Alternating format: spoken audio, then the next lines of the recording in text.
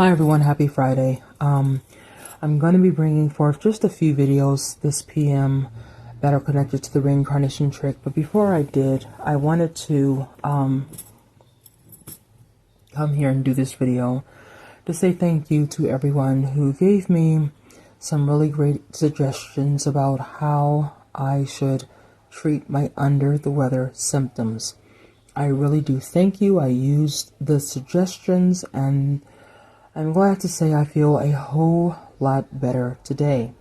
So I do want to thank you for that. In this video, I also want to answer some questions that about one or two people had regarding the video I uploaded on yesterday about how to be strong in a negative, loose energy world. The first question is from Michael, who asked, do you think there's like this pressure to walk in the light of August Cameron, as I don't know how else to word it better? Or does that also come from Enki and Marduk? Well, Michael, let me state this. You can't walk in the light of August Cameron. No one can. No one can walk in the light of August Cameron because August Cameron doesn't exist. He's a fictional character. Now, I know I said yesterday that August Cameron, he was a badass and he was a bad MFer and all of these things. And he was. Because I wrote him that way. He's my character. I wrote him that way. My character, my story, I wrote him that way. However, he is a fictional character. Okay, he is fictional. So you can't walk in the light of a fictional character. The phrase itself sounds cultish. It sounds really cultish. It sounds as if August Cameron may be this cult-like persona or person, you know, this charismatic leader, this messiah type of person who's bringing forth special salvation or something. That's how it sounded to me. It made me cringe because that's not what this character is about. I know because I wrote this character. I wrote everything about this character. His dialogue, his traits, his dislikes, his likes. So you can't walk in the light of August Cameron, number one. I need people to understand what I mean when I say everyone should be like August Cameron. Okay? First of all, let me state this again. For those who do not know, he is fictional. I don't know if there have been people who have gone in the white pages trying to look up August Cameron or something, but this guy is fictional. I made him a character that, everyone would love. And he is charismatic. He's charismatic, he's funny, he's charming, he's handsome, all of the things that bring out the best in a person. He has a great heart, but he's fictional. And I need people to understand that. This is not a divine figure of reality. He's not a Jesus Christ figure. He is a character within a novel. With that being said, the reason why I wrote the Summerland, besides the reason of I wanted people to know about this Summerland realm, is because I went on a lot of forums and message boards and websites, and I saw a lot of people having the same questions about the reincarnation trick and the prison planet theory. And the questions they had was, what do we do now? Okay, we know that this is a prison planet. We know that after death, if you go into the light, you're going to get reincarnated. We know about loose energy. We know about Enki. We know about Marduk. Now what? How do we apply this information to our daily lives? How do I keep Enki and Marduk and their archons from feeding off of me? How do I apply the gnosis to my real life? And every time I kept seeing those questions, I kept seeing the answers. People were giving these people asking these questions the answers, but these people who had these questions, they were not getting the answers. They were reading it, they were seeing the answers, they were being told the answers, but they weren't getting it. Because the questions kept coming and it kept coming and it kept coming because they weren't getting it. And I kind of realized why they weren't getting it, because all they were getting was just information. Well, this is what you need to do. You need to do this, that, and the third. You need to do that, and this. That's what they were getting. And it wasn't captivating their attention. It was just words of information. And so I said, well, I'm going to write a book. And I'm going to put these answers in my book, but I'm going to put it in my book in a way where it's going to grab people's attention.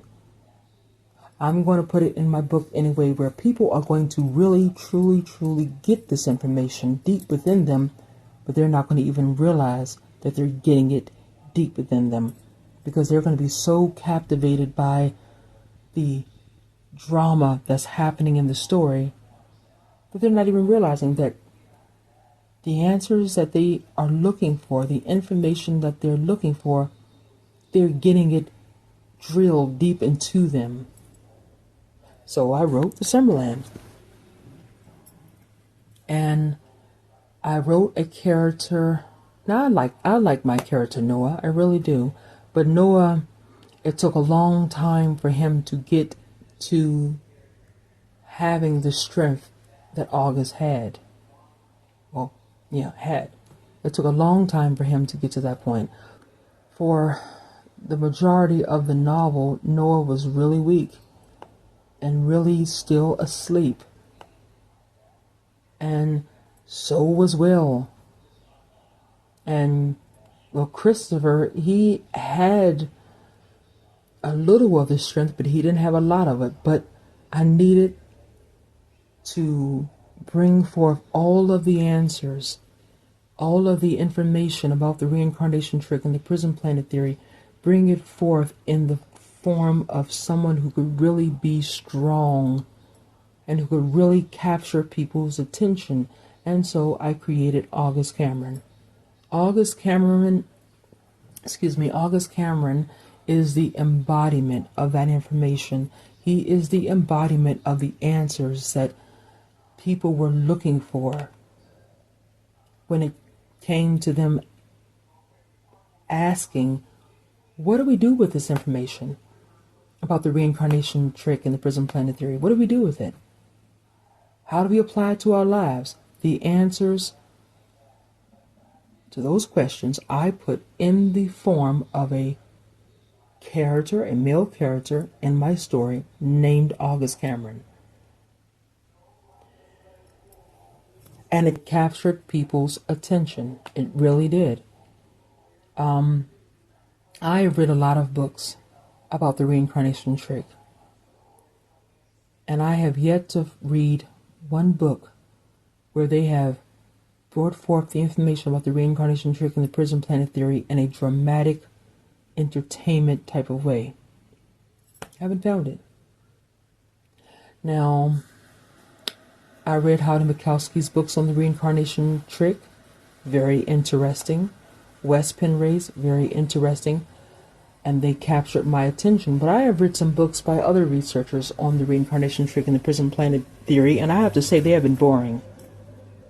They have been boring. They didn't capture my attention the way Howdy's books did, or the way Wes Penray's books did. They didn't do it. I would read other researchers' books and my attention would drift, because all I was reading was just paragraphs of information, and this is what is happening here, and this is what, and that's it. And I didn't want my book to be that way. I could have written a book about the reincarnation trick and the prison planet theory and the Summerland realm, and I could have written it in a way where it said, hey, chapter 1, now that you know about the reincarnation trick and the prison planet theory, here's more information. When you cross over into the afterlife, if you go into the light, you're going to go to the realm called the Summerland, and this is going to happen, and that's going to happen, and this is what you should do, and this is what you shouldn't do. I could have written a book in that way about the reincarnation trick and the prison planet theory, but I didn't want to because I knew if I did that, it wouldn't capture people's attention. People still would not get the information. They would read it. It would be right there in front of their eyes. The answers would be right there in front of their eyes, but they wouldn't be getting it deep inside them. They wouldn't be resonating that information and those answers as truth because it's not getting their attention. And so I decided to make it in the form of entertainment.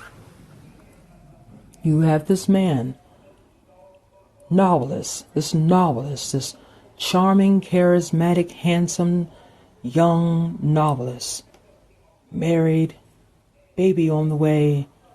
He discovers the reincarnation trick. He discovers the prison planet theory.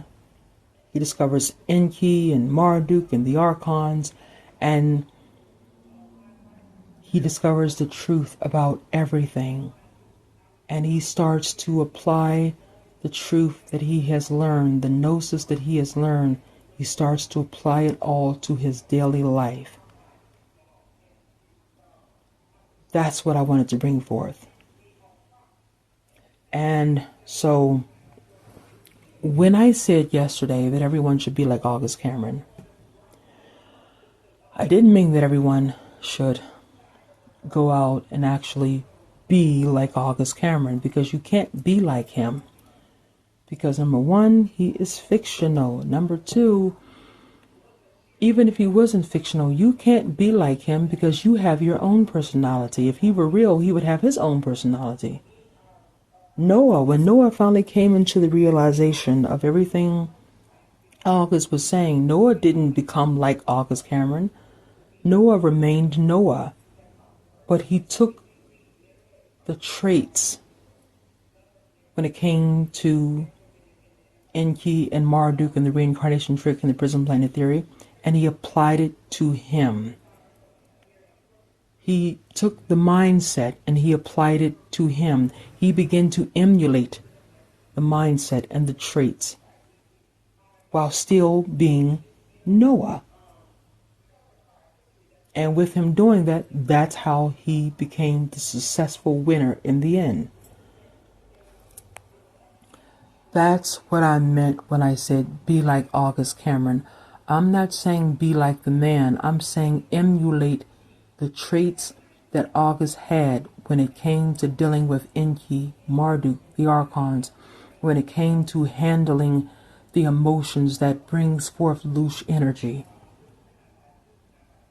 I'm saying emulate the mindset that he had when it came to dealing with all of that. Not be like him literally, but emulate what's inside of him, because what's inside of him is the answer as to what you do with the gnosis you have learned and how you apply it to your daily life.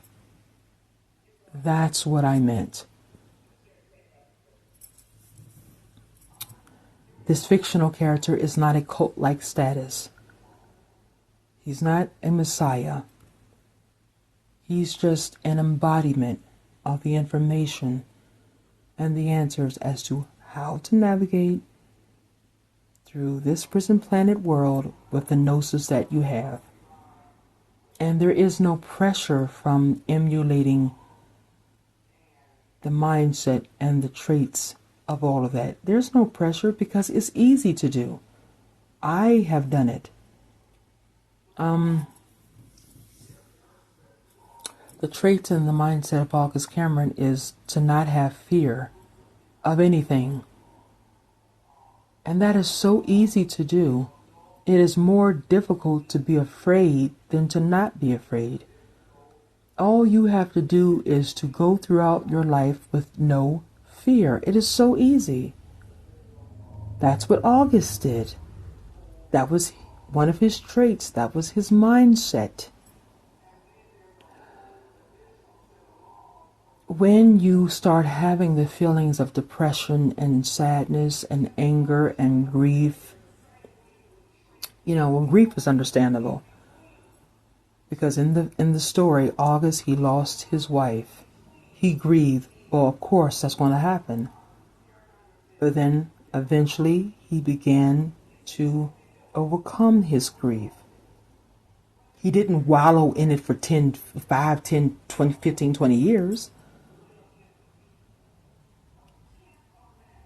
There were times in the story where August became sad, frustrated, angry. But then he began to find ways of how to come out of that. You're going to feel sad. You're going to feel frustrated. You're going to feel depressed. There are times when you are going to get angry, but when you have those times, that's when you should say, let me nip these feelings in the bud right now, or this feeling in the bud right now. Let me delve into meditation. Let me delve into affirmations to kick this emotion, these emotions, this feeling, these feelings out of me, because I'm not going to feed Enki, Marduk, and the Archons. Those are the traits of August Cameron. That is the mindset of August Cameron. That's what I mean when I say be like August Cameron. Be like his mindset. Be like the traits that he presented forth. So, I hope I've been clear with this, because I don't want people to turn this character into some type of godlike character. That's what they did with the character from American Psycho, Patrick Bateman. To psychopaths everywhere, Patrick Bateman is like God to them. I don't want that happening. They even did that with Neo from the Matrix. Oh, Neo said, Morpheus said, like they may be a god type, like they may be god type figures. I don't want you doing that with this character, because see, when you start doing that, what you are doing is you are participating in deity worship, which is another form of loose energy harvesting. Because the fictional August Cameron, he's not a deity. He's not a god. He is a character in a novel. That is the embodiment of all of the answers regarding the reincarnation trick and the prison planet theory. That's it. That's it. So, I hope I have made this clear. He is not real. Now, maybe when I get to my realm, I will think up a version of August Cameron, because I would sure like to think that up. That would be great. But here on Earth, he's not real. There is not a real August Cameron who is a best-selling novelist of reincarnation trick, prison planet theory novels walking around in Virginia. That's not okay. It's not. But the character is the example of answers and information regarding the reincarnation trick. And the answers and the information, it's badass. To go throughout life not being afraid, that is the most badass thing that you can do. Because you are showing a type of strength that half of the world doesn't even have. The same thing with, when you feel anger. No, wait a minute. Let me nip this in the bud right now. That's a strength to be able to do that, which is badass. That's what I meant when I said August is badass. I'm not talking about the man. I'm talking about the traits he brought forth, the mindset he had. That's what I'm talking about. And now when it comes to stress, you should, same thing. When you are starting to feel the first few seconds of that stress, meditation, affirmation, get yourself back calm again, because there's no need to stress over anything. Whatever happens in this world is going to happen. whether you stressed over it or whether you don't. And a lot of times you can stress yourself out so bad you end up in a hospital, which in the hospital, you're there because you got so stressed out. You started having physical pains. Pain is loose energy, so you're feeding Enki and the Archons. It's not worth it. It's not. And then in other worst case scenarios, you end up dying. And you're dying in a low vibrational frequency. It's not worth it. You have to learn how to trust the universe, and it is not hard to do that. It's not hard to trust the universe because the universe is you. So you are trusting yourself to know that whatever happens in this world, I'm going to be okay. I'm going to make it through. This is what you need to do. I will say this about Christians. This is a trait that they have that I admire. I'm talking about these really deep-rooted Christians. These deep-rooted Christians, they have no doubt in their mind that their God is going to provide all their needs. Kirk Cameron, deep-rooted Christian. This man, I bet you he doesn't stress about, and if he does start stressing, oh my God, let me go get in prayer. Let me, because I know that Christ is going to deal with, he's going to take all the stress away. That's what he will do. And the stress goes away, and he has belief and trust in what he is praying for. He has belief and trust that what he is praying for is going to remove the stress. That's how you should be without the prayer. When you start feeling stressed out, go to meditation, go to affirmations, and believe in what you are hearing. Believe in what you are saying via the affirmations. And if you believe it, you are trusting the universe, which is you, and that stress will go away. I know what I'm talking about because I have experienced this. So it's not hard to follow the traits of August Cameron. He wasn't this character, even though this character is fictional, he wasn't flawless. He had flaws. He wasn't perfect because no one is. But he just had the gnosis to know how to deal with life after having the first gnosis of knowing about the prison planet and the reincarnation trick. That's it. That's it. And that's what I am imploring all of you all to do as well.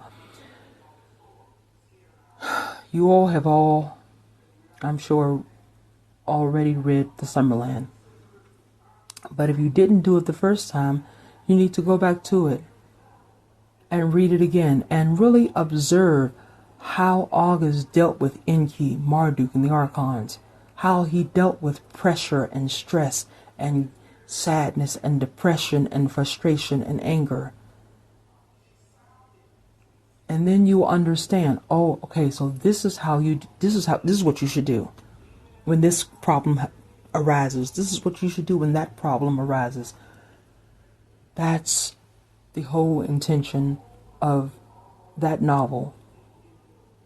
And not only with August Cameron, all you have to do is just observe people like Wes Penray, R. Wayne Steiger, Howdy Mikowski. If you listen to them in interviews when they're talking about what's happening in the world and Enki and Marduk, and you can they're just as calm as can be, especially Howdy. I mean, sometimes I have to turn on audio booster because he's talking so soft and calm.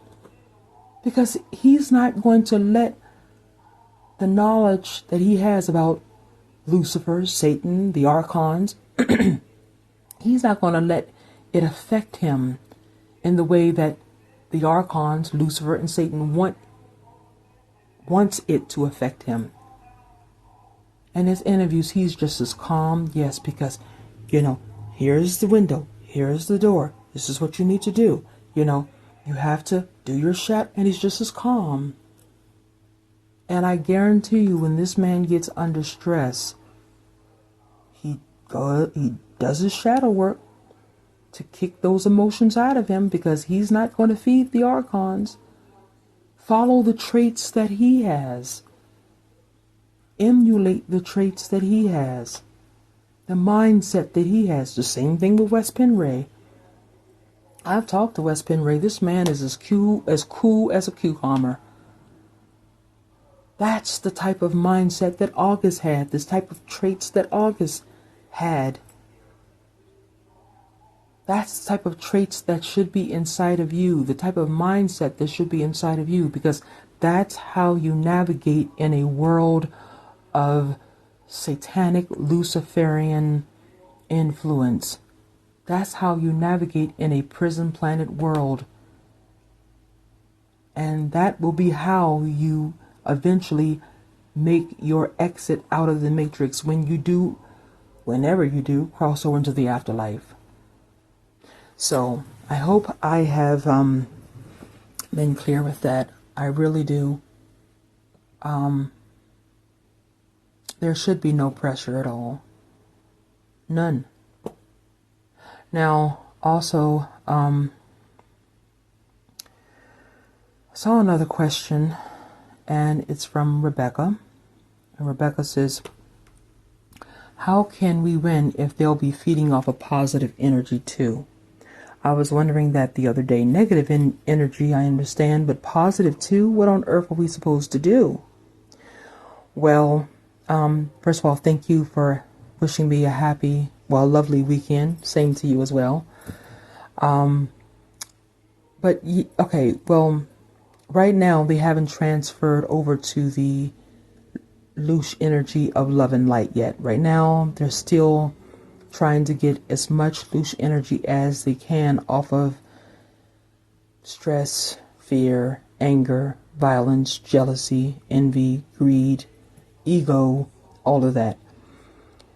When they do transfer over to the love and light frequency, now I don't know. I don't know if that's going to be before they do the memory wipe or after.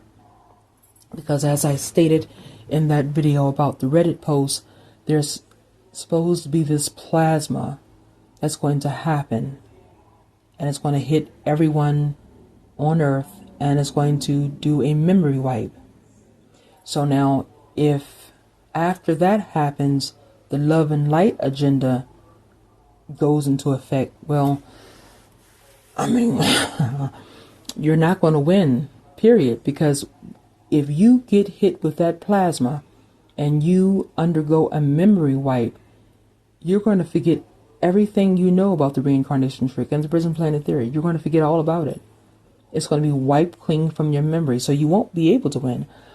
Right now, you can win because right now, the loose energy frequency is not love and light.